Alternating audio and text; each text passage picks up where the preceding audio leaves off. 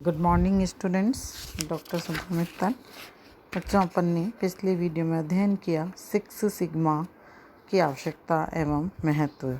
किसी भी संगठन के अंतर्गत, कंपनी के अंदर 6 सिग्मा की क्यों आवश्यकता है, किस प्रकार से इसका महत्व किसी संगठन के द्वारा निर्मित उत्पादों को अधिक से अधिक अच्छी क्वालिटी का बनाने के अंतर्गत अपनी एक महत्वपूर्ण भूमिका अदा करता है।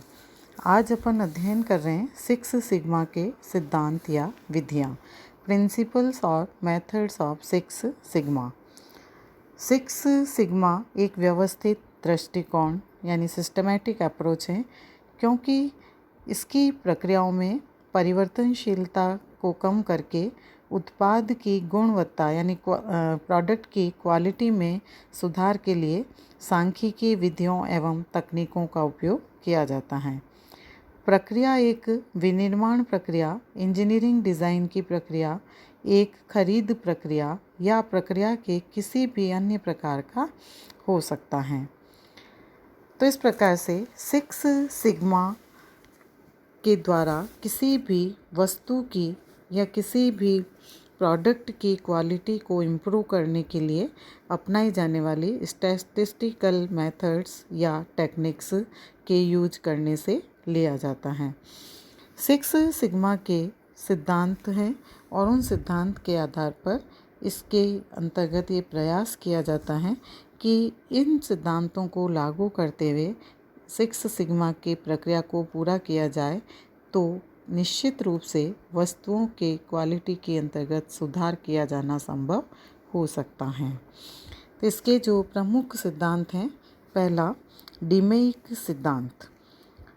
डीमेइक को ड्यू में आईसीके के रूप में प्रतिपादित किया जाता है।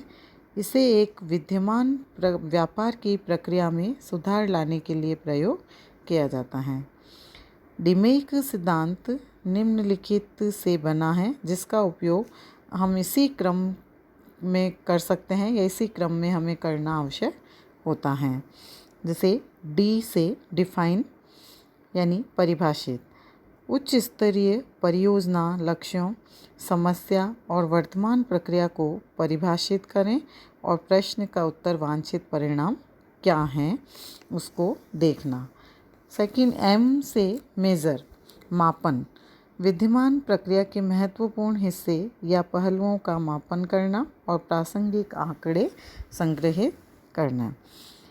ए से एनालिसिस विश्लेषण, कारण और प्रभाव संबंधों को सत्यापित करने के लिए आंकड़ों का विश्लेषण करना, यानी जो संबंधित डेटा हमने लिए हैं उनको एनालिसिस करना और परिवर्तन यानी उसके दोषों के मुख्य कारणों की पहचान करना तथा यह निर्धारित करें कि संबंध क्या है।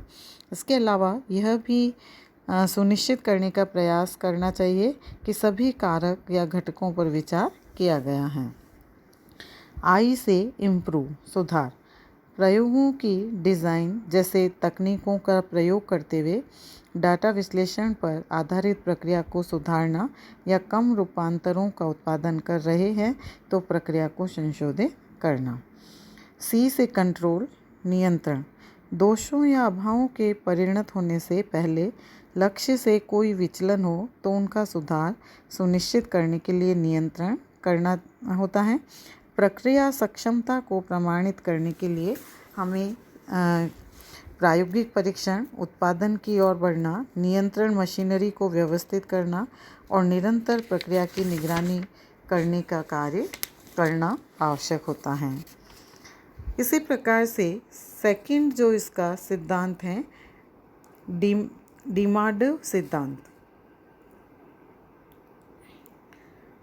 डिमांडव को ड्यू में वी के रूप में प्रतिपादित किया जाता है। इसका नए उत्पाद या प्रक्रिया डिज़ाइन करने के लिए प्रयोग किया जाता है।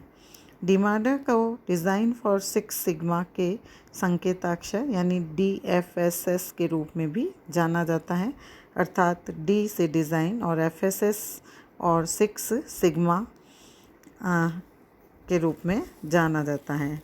डिमांडो सिद्धांत निम्नलिखित रूप से बना है, जिसका प्रयोग हम इसी क्रम में करना आवश्यक होता है।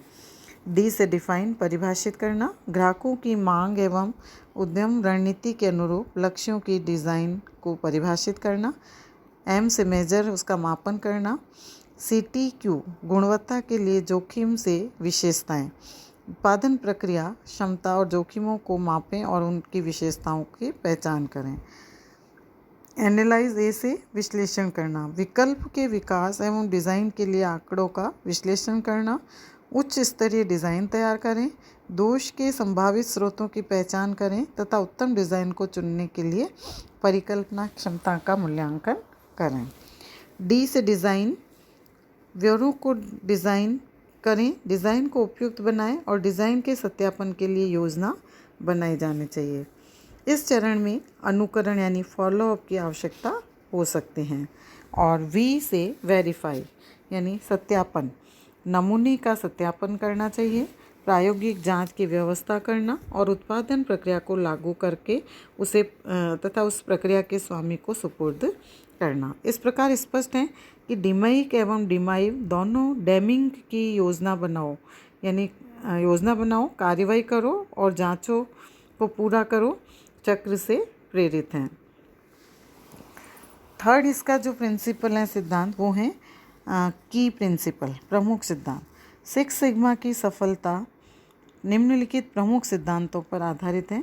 ग्राहकों की आवश्यकताओं पर निरंतर ध्यान केंद्रित करना, समझने के लिए कैसे एवं समस्याओं के मुख्य कारणों की पहचान करने के लिए व्यापक माप यानी तथ्यों और सांख्यिकी विश्लेषण के उपयोग का कार्य करना, विभिन्नता को नष्ट करना और निरंतर प्रक्रिया में सुधार लाने को सक्रिय रहना। एक बार कार्यात्मक रूप में 6 सिग्मा समूहों में लोगों को सम्मिलित करना और पूर्णतः होने के नाते एवं लचीला होना। तो ये प्रमुख सिद्धांत की प्रिंसिपल इसके अंतर्गत लागू किए जाने चाहिए। फोर्थ, ग्राहक focus, customer focus. General electric company एक ग्राहक केंद्रित होने के सिद्धांत को मानते हुए कहते हैं कि ग्राहकों को खुश करो, डिलाइटिंग कस्टमर्स। उस कंपनी के लिए उसके ग्राहक ब्रह्मांड के केंद्र में हैं और ऐसा ही करना चाहिए। इसका कारण यह है कि ग्राहक अपने उत्पाद को क्रय करना और सेवा लेना नहीं चाहता है तो कंपनी व्यवसाय से बाहर है। यानी ऐसी कंपनियां जो ग्राहकों को यदि प्रमुखता नहीं देती हैं तो उसका व्यवसाय नहीं चलेगा, क्योंकि उसके द्वारा उत्पादित वस्तुओं को कोई भी ग्राहक खरीदना पसंद नहीं करता है। तो ऐसी कंपनियां अपने बिजनेस से बाहर हो जाती हैं। इसके विपरीत यदि ग्राहक उत्पाद का क्रय करना चाहता है, उसका कैसे उद्धार होगा, इस प्रकार विचार करके यदि निर्णय लिया जाए तो ग्राहक उत्पाद एवं सेवा का अधिकतम मूल्य देने को भी तैयार नहीं होगा, अपितु अधिक भुगतान भी कर देगा। अतः इस सिद्धांत के अनुसार ग्राहकों की आवश्यकताओं को ध्यान रखना चाहिए और वे जो क्रय करना चाहते हैं, भुगतान करने को तैयार हैं, उन उत्पादों को रखें और सेवा प्रदान करें। तो ऐसी कंपनियां अपने व्यवसाय को निरंतर आगे बढ़ा सकते हैं। तो इस तरह से 6 सिग्मा के अंतर्गत ये 4 सिद्धांतों को यदि ध्यान दिया जाए तो कोई भी कंपनी, कोई भी संगठन अपने व्यवसाय या अपनी सेवाओं के अंतर्गत अधिक से अधिक सफलताएं या अपने लक्ष्य को प्राप्त कर सकते हैं। इसके बाद है 6 सिग्मा की प्रक्रिया, प्रोसेस ऑफ 6 सिग्मा। 6 सिग्मा प्रक्रिया प्रशस्ति पत्र या नोशन से आता है। यदि एक प्रक्रिया के मध्य 6 प्रमाप विचलन एवं प्रक्रिया बीच में है और निकटतम निर्दिष्ट सीमा से आता है, जैसा कि ग्राफ में दर्शाया गया है, न कि व्यावहारिक रूप से, अन्यथा विनिर्देशों को पूरा करने के लिए प्रक्रिया असफल हो जाएगी। यह प्रक्रिया क्षमता अध्ययन में नियोजित गणना पद्धति पर आधारित है। 6 सिग्मा प्रक्रिया में निम्नलिखित चरण हैं। पहला, आंकड़ों को पहचानना। दूसरा, यह परिभाषित करना कि आंकड़ों का संग्रह क्यों किया जा रहा है। यहाँ आंकड़ों के संग्रह का आशय लोगों के साक्षात्कार का अवलोकन करना एवं सवालों के जवाब लेने, जब तक कि सवालों के जवाब खोद कर न आ जाए। तीसरा, आंकड़े एकत्रित हो जाने के पश्चात सुधार या बदलाव के मूल कारणों की पहचान की जाती है। इसके लिए अनुकूलन करने के लिए देखने का उपयोग किया जाता है। इसमें यह देखा जाता है कि प्रक्रिया में ऐसे कौन से कारण हैं जिनकी वजह से बदलाव यानी कि दोष अतिरिक्त लागत और ग्राहकों की अपेक्षाओं को पूरा नहीं कर पाते हैं।